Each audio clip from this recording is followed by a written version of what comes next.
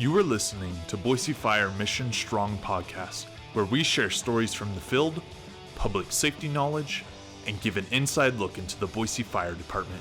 Here's your host, Fire Chief Mark Niemeyer. Hello, Boise, and welcome to another episode of the Mission Strong podcast. I'm here today at Fire Station 1 with Captain Jason Lewis and Captain Scott Hall. We're going to talk a little bit about our dive team and the work we do on the river and the work we do in our ponds and some of the rest of the work we do. Let's start off by saying first, welcome. Thank you. Great to have you guys. We've been wanting to get down here and certainly fitting right now with the rivers as high as they are. We know those flows are going to come down, but still very dangerous. So let's talk a little bit, and I'll let you guys decide who's going to answer this. The history of the dive team. When did Boise Fire start a dive team? What was the history behind it to where we got to today? It started, I believe, in the late 70s. You can back me up on that. Mm-hmm. It started kind of with a bake sale sort of, impetus of getting funding for equipment, and then it grew from there. So there was a point in time where I believe that the city thought about discontinuing the dive team. There was a ruling by the city attorney that said, no, we're responsible for the hazards within our jurisdiction. And it was put back in place, and we've been in existence ever since. Nice. Certainly a hazard for us. We Yes. know that, right? So let's talk about this beautiful boat behind us. Not our only vessel, but certainly the main vessel we use. Tell me a little bit about this boat, our listeners, to understand when they see this on the river, what's this boat all about?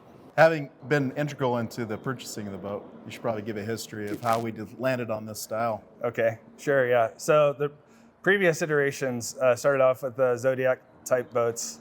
We had a couple of those in the early years, and then we ended up with a boat that was sort of similar to a type of boat that you would see in the Grand Canyon, with two large tubes with an integrated aluminum and steel hull, different variations.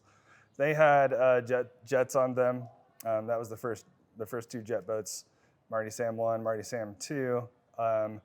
Those boats were sort of like pontoon boats, for lack of a better term.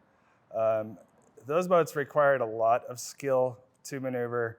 The tubes would shake in and out, and it was sort of more like riding a stand-up jet ski as opposed to a sit-down jet ski. Yeah. So it was fun to drive, but they were difficult to maneuver. Yeah. In about 2011, we were up for a new vessel, and we researched everything, and we ended up with this. This jet boat is used in places like Canada and Alaska, where they have very shallow rivers, and that's kind of what we have most of the float season. Right. So this boat is designed so that it can run on plane, that's at speed, and as shallow as 4 inches of water, and have occasional dry land crossings if needed. But we don't do that, of course, because it does damage the boat. But it is very good, and maneuverability is really very close to driving a sit-down style jet ski. Yeah, super fun. I think, Captain Lewis, you took me out when I first got here. Yeah. And we did a tour up and down the river, and I was amazed at how well this thing moves through the water. And I think you hit a few spots. It felt like 4 inches. Maybe it was closer to 12, but it felt like 4. Very impressive. So as float season happens right now, a lot of high water, a lot of fast-moving water. Pretty soon, if not already, we'll start our mitigation work, right? Our debris cleanup. Talk a little bit about that before we get into the actual float season. Yeah. I think this summer marks my 20th year on the dive team, and started off right here at Station 1, and Scott even longer than that. And you can start seeing the patterns of what will cause problems for float season once the float season begins. And because we can recognize those, we just take a look at every opportunity we have to mitigate those risks for the float season, and we remove those hazards. Yep. At this point, that mitigation requires a lot of coordination between other agencies. We have to make sure that basically from the Corps of Engineers all the way down to people who really take a look at the riparian zone and make sure that stays intact. We have to make sure we have that effort coordinated with everybody. So rather than us just going out and seeing it and removing it, there's more communication that happens now. A lot of layers. Yep. A lot of layers from Yep. the state to then county and You bet. parks and But everybody else. really, at the end of the day, the same work ends up happening. Right. And the goal of that mitigation work is to not have it to where those floaters are getting into strainers and other hazards that are going to ruin their day. Right. Yeah. I sort of like to think of it as I thought about when my son was younger and he was wanting to be in his own float tube. And now he's 13 and he certainly can be, but I wanted to make it as safe as possible for that maybe 8 or 9-year-old that talked his parents into their own float tube that maybe got out of arm's reach. I want it to be safe. So that's kind of the metric that personally I try to get the river to. But obviously we're not in charge of that all the time, and trees fall in and branches come down, and so the river is never 100% safe. Right. And that's an important message for folks. I think they think, it's not moving that fast, it's pretty safe, but it's never fully safe, right? Never. So you mentioned float tubes, and making sure they're in the right tube. Talk a little bit about what you both have seen over 20 plus years on the river, everything from safe tubes to not safe tubes. Talk a little bit about the not safe tubes you see out there and folks that are getting stuck or their tubes collapse or whatever happens that causes us to go out Yeah, and you help bet. them out. I think that some of the most important things to think about if you start to tier your priorities would be, first just wearing life jackets in case you do get knocked off your whatever you're riding on. But beyond that, because the river's dynamic, because the flows push you into rocks and all these things, you need to have some form of being able to maneuver. So that takes us to what is the most dangerous form of transportation. It would be the Kmart raft or any sort of cheap The big flamingo. Sure. Yeah. And with a Tiva as your paddle, and we see that all the time. And those are generally the people that we just say, yep, we'll see those guys down at that hazard and help them out when they get there. Yeah, I mean, you can sort of predict what's going to happen. Right. When you see all the boats tied together, and who knows what strings they use, they probably use the strings that came with it. Right. And they tied a knot that is impossible to untie. And when we see those tied together and heading towards a bridge abutment, that's when we start to get nervous. Or if we're out there, we try to take action. We try to let them know, hey, get away from that thing. We've even used the side of the boat to bump rafts away from the different bridge abutments to shove them really into safety. So those are the most dangerous. But really also the other danger is not paddling. So if you think that it's the lazy river at the Roaring Springs, it isn't. Right. It is. There isn't a lifeguard present at all times, and so I think that's what the floaters should have is an attitude that says, okay, I have to watch for myself. I need to keep my kids near me within arm's reach at all times, and be paying attention and planning for things downstream. And really, the river is safe to 99.99% of the people out there. Right. But on those busy days, that generates 12, 13 calls of boats getting in trouble. Right. So we talked a little bit about hazards, and when you respond out, it's usually people getting caught up into a hazard. Talk to our listeners a little bit about the common hazards you guys see on the river that you're mitigating, but then also throughout the course of the season that really catch people up. Yeah, the hazards on the Boise River are really the trees and the branches on the side of the river. Some rivers you have to think a lot about the bottom of the river, but not as much this one. So our hazards are like a tree that falls into the water and has the branches extending downward. Mm-hmm. And then water is passing through there, and water can go through there, but people can't go through there. So that is known as a strainer because it strains out victims, really, people and pets. It would do pets. Right now, with the flows being up around 6,000 CFS, there are many, many strainers out there. It's very dangerous right now. The Boise River for this time of year is not really a friendly place to be, even for river experts. And we have lots of them in the valley here. We do. But you don't see them out there in the river because everything is a strainer. So that is one of the things that we would want our people to avoid, our strainers. And then also low-hanging branches. If you see low-hanging branches and you're an inner tuber and you think, oh, it'd be fun to float through the shade, but looks like those branches are in the water, you need to avoid that area. That is also a strainer. So those are the really major hazards. And then we always say, don't stand in moving water deeper than, say, your knee, right? Because of the amount of force that the water can exert, it would be possible to knock you off your feet, and then you become an unintentional swimmer. So those are the main hazards. Anything you want to add to that? In the fast-moving water channels, that the water will drop down below 1,000 CFS, and it really does become the lazy river. And CFS, just for our listeners. Yeah, cubic feet per second. So it's just a way for us to gauge flow, so that we can all be speaking the same language about what we might encounter out there. When you get into the deeper channels, the rocks get very big and they get angular, and so during the lower flows is actually when we have a higher potential for a foot entrapment in those areas as well. And there's times where we will make a recommendation not to be on the river, right? The fire department issues an advisory to the community to say, don't be on the river, it's unsafe. We rely on the input from you as the dive team to make that recommendation to the public, but we would hope that they would listen to that, right? I'm sure you guys have seen it. We've seen it already where somebody didn't listen to that advice, and we're on the river a lot sooner than we would want to be during a rescue. So I think a lot of the floaters are getting excited for the river season. Maybe we have a nicer day, and don't be fooled. This is going to be probably a longer season of having the CFS, the flows, be continuously high, and that's just a matter of, hey, we have to leave enough space in the reservoir to catch all the giant snow melt that we're going to have. Too much water, not a bad problem for Idaho right now. Right, but it's a balancing act that they have to do, and so we're really releasing a lot of water down the river for the safety of the dams, basically. Yeah. But that is not necessarily a good time to go out and try to enjoy the Boise River. We have some warm weather coming. I see it in the forecast. We do. High 80s.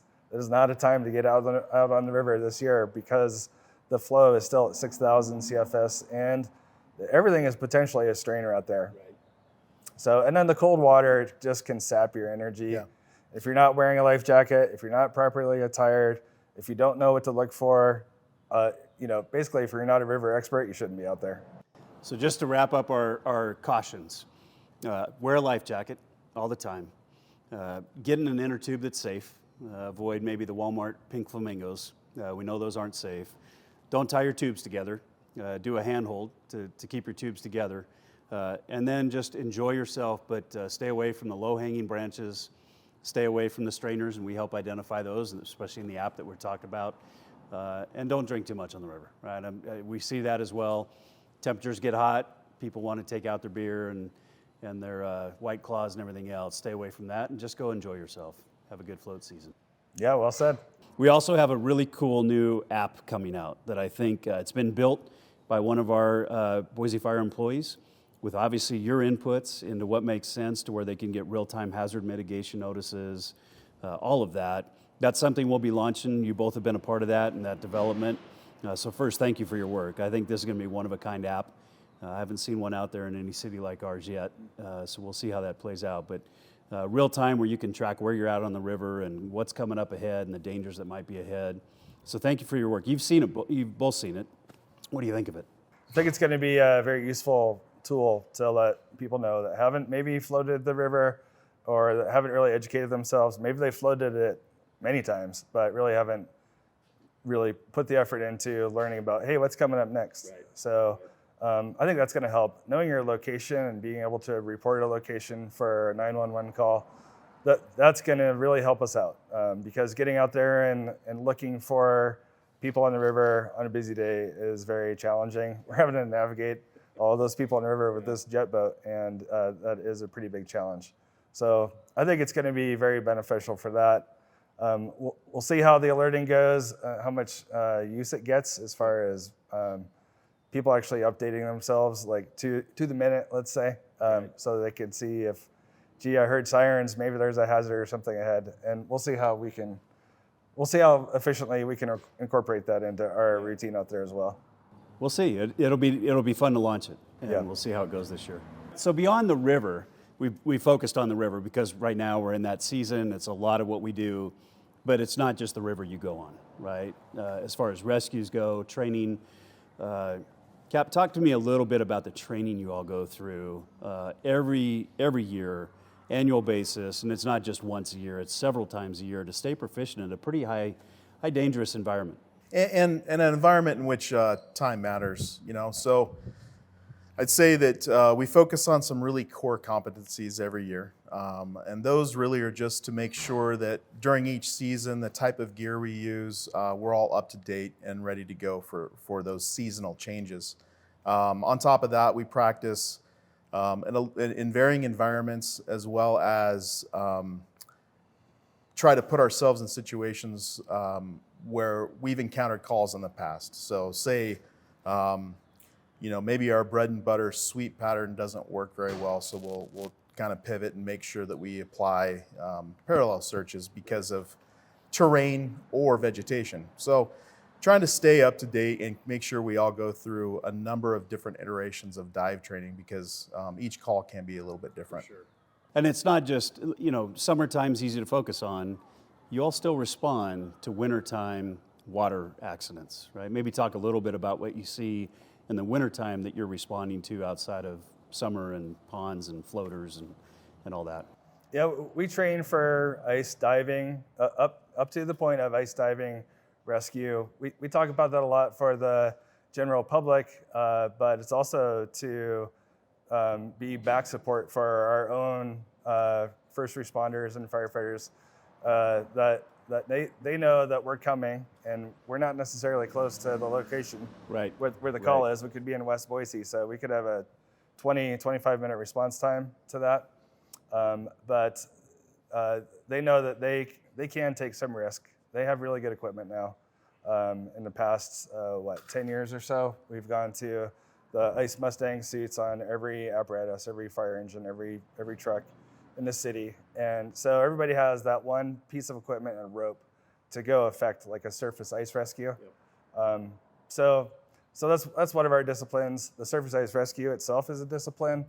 And we learned that, and then we brought it to the rest of the department. And so our skill has gone up even since you and I have been on the team quite a bit. The way that we used to scuba dive under the ice has changed a lot. We used to tie into a bell at the bottom of the pond. Yep. And so if we had an emergency, we'd have to go back to the bell, unclip, and go to the surface. We don't do that anymore. That was a bad idea. Right. But we've evolved our type of rescue here in the city in the winter. Then we also do summer pond diving. So the ponds have various degrees of depth, and most of the ponds you wouldn't want to be in, but we have people that find their way into there either by accident or on purpose, and we've had a number of rescues and all throughout the city, I would say. So talk to me a little bit about our listeners about the surface supplied air. I mean that's a new technology you guys brought in a few years ago, and that's a lot different than what we did before. Talk about the advantages that has brought all of you as you dive. One of the obvious advantages, we have basically an unlimited air supply. So that allows us to exercise with a little bit more freedom of knowing that we don't have that limited supply. So that's probably the biggest thing. But the other thing is we've had varying degrees of success throughout time with communications. And in a zero-vis environment, which is what we have, communications becomes even more critical. Sometimes, you can't determine your own location in the water, but these things can be communicated to you from the surface. So it's more of a team approach between you and your tender.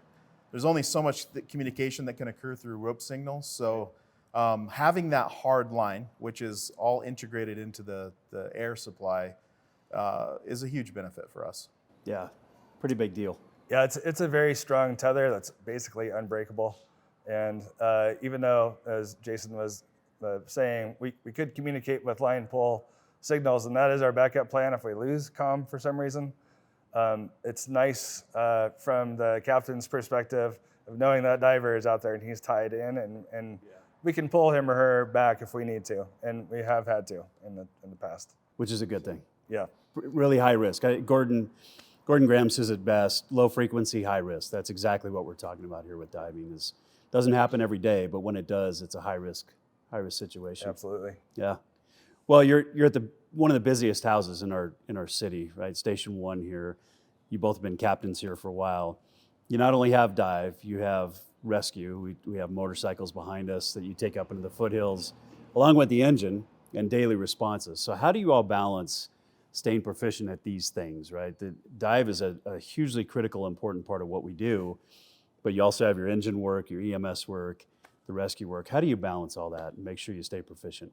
It comes down to prioritization. So we have to make sure that we are all ready to respond for any call that the engine requires.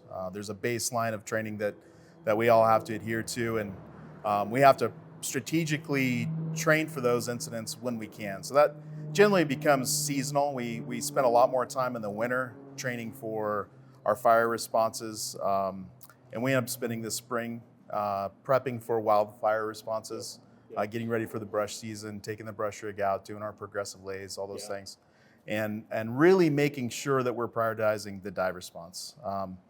While we're just another engine company, and while every one of them is important, we're the only dive team, and we have to make sure that we're ready for any situation that occurs there, because we're the last stop. Just one boat. Just one boat. Just no one other dive stations team. have it. That's right. So I know as we look at this river system, we have the Boise section, and you have the Eagle section, and you have the Star section, the Middleton section. I know Eagle recently got a boat, I think it was a Zodiac, if I remember right. I know Star and Middleton have a Zodiac as well. Do you see a future where it's really going to be I know we have blockages, but a continuous river system of rescue where maybe you are working with those teams a little bit more often now that they have some teams up and running? Yeah, I think we're definitely starting to feel some integration happening. There's the beginning of communication about that. Boise Fire isn't necessarily going to Star for a water rescue in the river at this point. That's good for Boise. That keeps us. We're sort of a county-wide response. Our policies indicate such, but really it's good for us to stay local as much as possible, especially during the busy river season. I don't know how busy those floats are getting, but like we said earlier, our float is getting very busy, and that is almost ready to be a full-time job out there, I would say. Yeah, and I think those other departments are feeling that pinch as well. Talking to the Eagle chief and the Star chief, they're starting to see an increase in floaters. So I think that's why I asked. It's going to be a continuous river system at some point, and that cooperation, as you know, in the fire service, that's what we do. We help our neighbors back and forth, and I could see a point where we're working a lot closer with those other departments, especially on this riverfront. Yeah, especially in that area around Glenwood. Where we're going to end up meeting in jurisdictions. Somebody's going up, somebody's together. going down, right? Yeah, for sure. Yeah, I was going to mention too, one of the areas of relief that we are getting is the trial of the squad here. So we do have a lot of disciplines, with everything that you mentioned, but the squad will help us with that quite a bit, I think, as far as like taking some of the pressure off of the medical response, which is it really ends up being the majority of our calls in the fire service everywhere, really. But if we can take the pressure off of that need to be available for that response, then we can be training on all the other stuff too. Yeah, because once you get out on the river, typical weekend, right? Lots and lots of floaters. Once you get on the river, it's pretty hard to get off. It really is. It can be difficult. People flagging us down, asking us for help. But really, we get out there. Sometimes we see maybe sort of a hot spot. We'll do what we can with it, and meaning that maybe we got a tree or a branch that's changed or come down. We'll mitigate it as best we can, if not remove it completely. Right. But sometimes we can't, and so then we end up spending the day or multiple days on the river. Yeah. Let's talk real quick about how many folks do you have in the boat with you to safely operate in the environments you guys are in?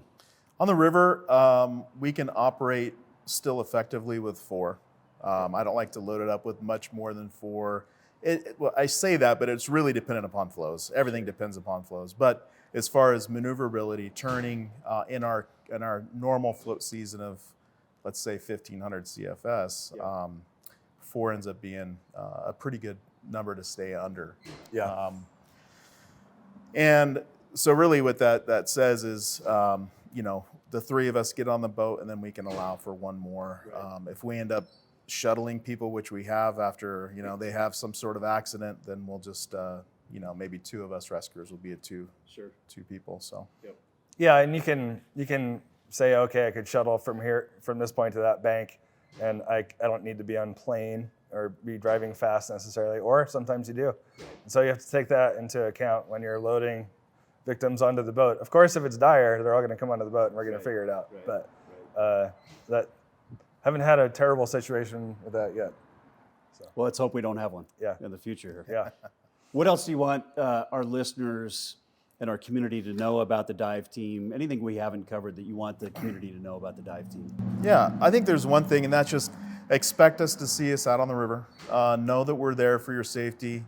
Know that we're not there to police people, but we will be making recommendations if we're seeing unsafe acts. If we're seeing anybody without life jackets, especially children, we may be a little bit more forceful with our recommendations. We just want to keep everybody safe out there. I think one of our best opportunities for getting out in the public and really talking with and engaging thousands of people on a daily basis is for us to be out on the water. So we're going to do that as much as we can, just to try to continue that community education. It's a great service. It's a great service to the community. And to your point earlier about the history, I can tell you this city council certainly supports the work we do on the river. They know it's one of the biggest attractions we have, not just for community members, right? But folks are coming from all over the valley to come float this river, and they enter at Barber Park and they float down. And so it's a valuable service. Couldn't thank you guys enough for the service you provide, all the crews down here that are going to spend their summer months helping our community. Really appreciate it. Yeah, you're welcome. Awesome. Yeah, love to do it. Thanks, Boise, for tuning in. We hope you join us next month for another exciting episode of the Mission Strong podcast.